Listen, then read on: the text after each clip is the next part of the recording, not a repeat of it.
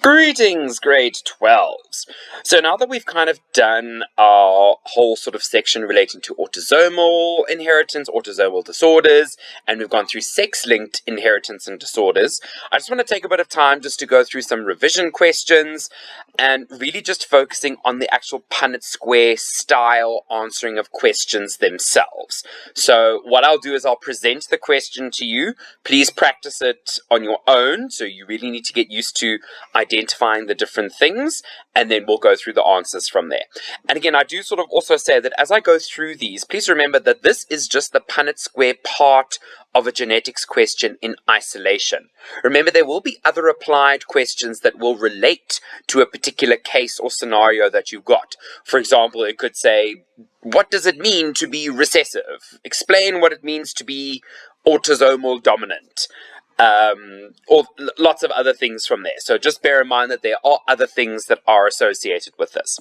But I just want to add a little bit to what I've previously done. Remember, I said to you guys there should be 6 steps that you follow when you're answering a Punnett square question.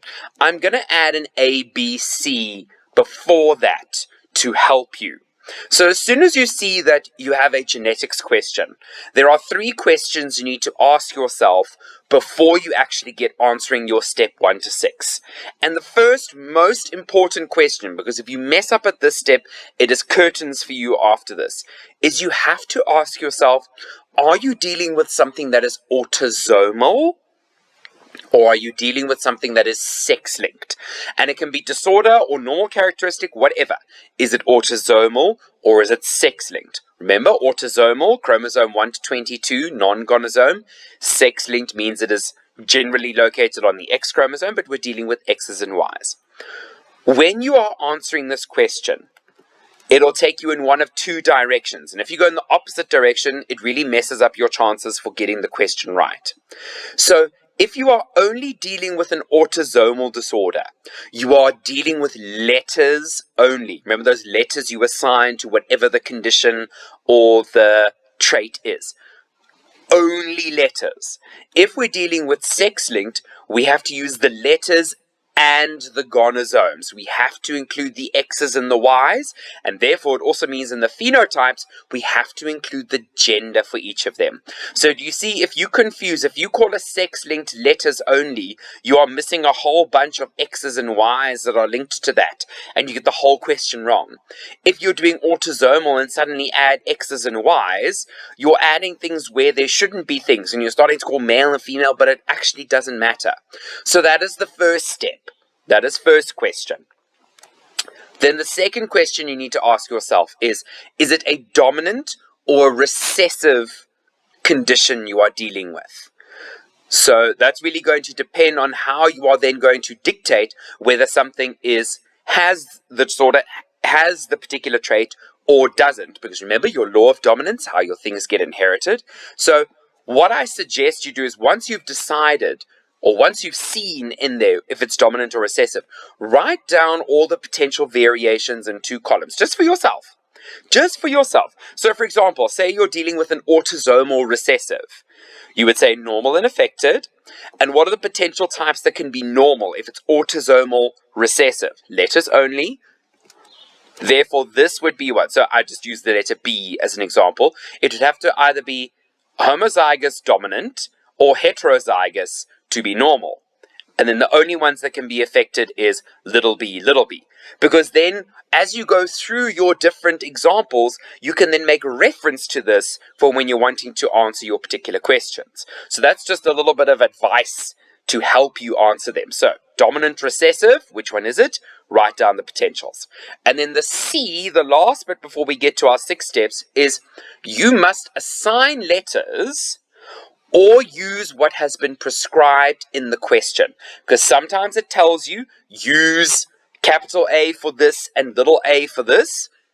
If it tells you that you need to use those letters, you have to use those letters. If you change it, you get the question wrong.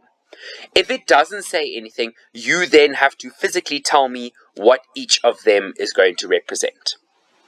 Okay, so once you've answered A, B, and C, you can then go into your 6 steps that we've done previously, remembering that the step 4, 5, and 6 is all dependent on what the question has actually asked you. So did it ask for the genotypes, or did it ask for the genotype ratio? Phenotypes or phenotype ratio? And did it give a probability question? So make sure that you actually look at the question itself before you get into it. So first, A, is it autosomal or sex-linked? B, is it dominant recessive? And C, did you have to assign letters or not? And then your 6 steps. Okay, so make sure you do all of that when we go through these particular exercises. So let's start with the first one. So here's a nice easy one to start with. So in horses, straight manes are dominant to curly manes. A curly maned horse is mated to a heterozygous horse. What percentage chance would the offspring be straight maned? Okay, pause the video if you want, practice the whole question by yourself, and then we'll go from there.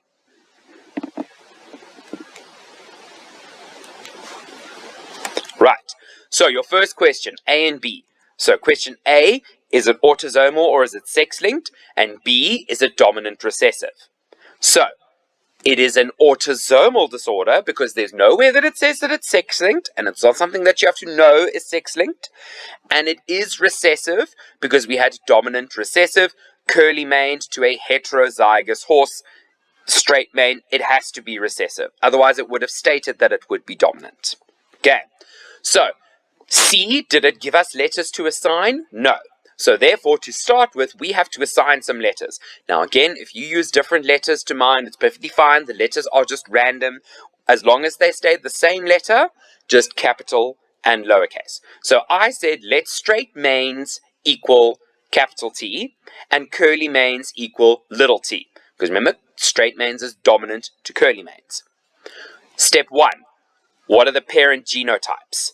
So it was a heterozygous and a curly maned. Therefore, it has to be big T, little t for the heterozygous, and the curly maned had to be little t because it is recessive. It's the only way that it becomes. Okay. Draw the Punnett, separate the alleles, let step 3 then fill in accordingly, so it would be as follows. Check that you got yours correct. Right. Now, I didn't ask for this in the particular question, but I'm just going to do it for us so that we have good practice to know what they are. What is the genotype ratio of the offspring? The genotype ratio would then be 1 big T little t is to 1 little t. Why is it 1 and not 2? Remember, lowest common factor. So, although it's 2 to 2, the lowest common is 1 to 1. What is then the phenotype ratio? It will then be 1 straight maned is to 1 curly maned. Therefore, we get to then our probability question, and the probability question was, what percentage chance will they be straight maned? And that therefore is a 50% chance that it will have a straight mane. Okay, so nice easy question to ease us into this from here. Okay, let's go question 2. Now, in humans, tongue rolling is a dominant trait. Those with the recessive condition cannot roll their tongues. Bob can roll his tongue, but his mother could not. Bob is married to Sally, who cannot roll her tongue. What is the probability that their firstborn child will not be able to roll his tongue? So, you have to do a little bit of investigation in this. So see if you can figure out the different things. Pause the video, do it, the whole exercise by yourself, and then we'll come back.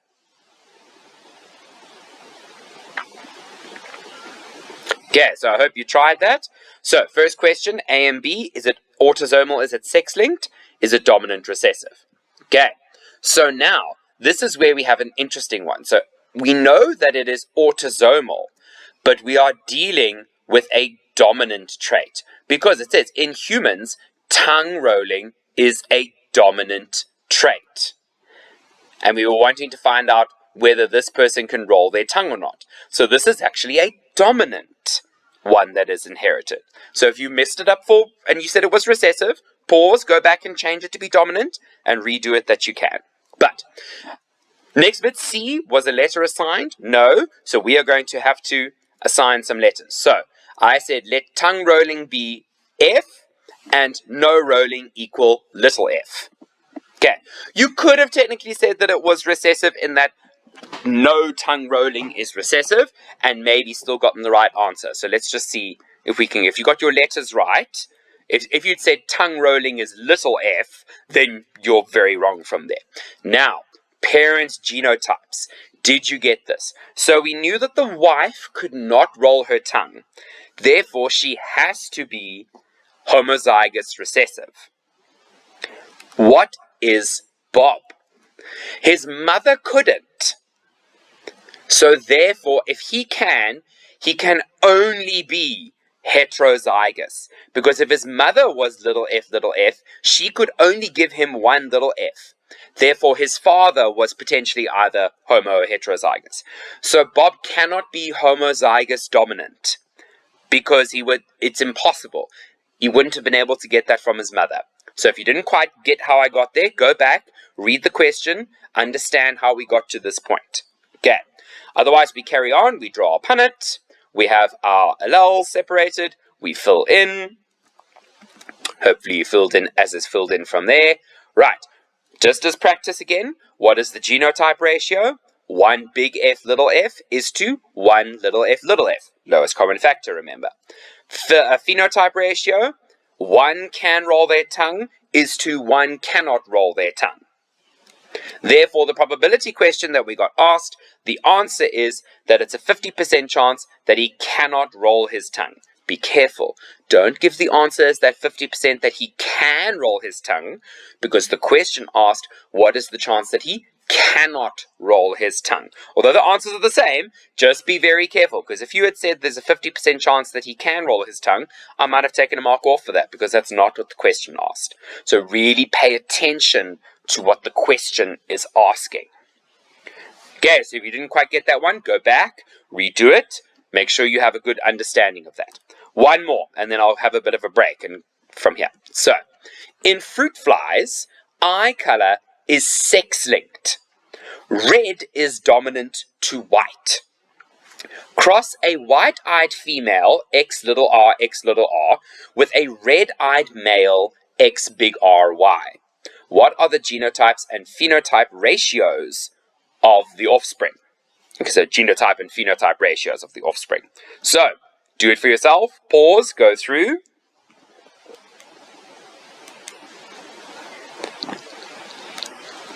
Okay, I hope you've done that. So, question A, autosomal sex-linked, B, dominant recessive. So now it is a sex-linked disorder because I'm told it is a sex-linked. And I've got red is dominant to white. So white being recessive version that we've got from there. So white eye would have to be little r, whereas red is dominant. Okay, so now we've been told that we've got the r's.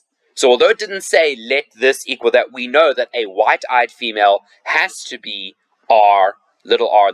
Therefore, we can say that red eye is capital R, dominant, because red eye is dominant over white, and white eye is R. I cannot use any other letter because I've been told to use these letters. Right, we've been told what the parents are, thankfully. This is a nice, easier one. We know that the female is X little r, and the father is X big RY. Okay, easy for us. Draw the punnet, separate them out. So, notice, again, there is no letter on the Y, because this is carried on the X chromosome. There is no letter on the Y. The Y is blank. Don't put a letter there. And I keep the letters next to the X's and the Y's. So, I fill in. Hopefully this is what you got as where you filled in. Okay, so now I haven't been asked a probability question, I've just asked the genotype and phenotype ratio. So, the genotype ratio is then 1 X big R X little r is to 1 X little r Y. There's no other variations that I've got, it's 2 and 2. It's only those two variations. What then is the phenotype? Did you get messed up here? Did you remember to include the gender? So the phenotype ratio is 1 female with red eye is to 1 male with white eye. So it's not 1 red eye to 1 white eye, it is 1 female red to 1 male white. Okay. So, hopefully you didn't get tripped up with that. Okay, so I'm going to stop the video here. I'm going to do a part 2, carrying on with questions from there. If you struggled with these questions, please go back, retry them, listen to how I explained, see where your potential error would have occurred. Did you make a small, concept error somewhere? Did you not read the question properly? Make sure you go through these. Okay. Otherwise, if you want some help with these, hit me up on Skype, get me on Teams, let's have a meeting, let's have an understanding as to how these actually are answered. Thanks very much, guys. Keep up the hard work, enjoy the videos, and I will see you in the next video.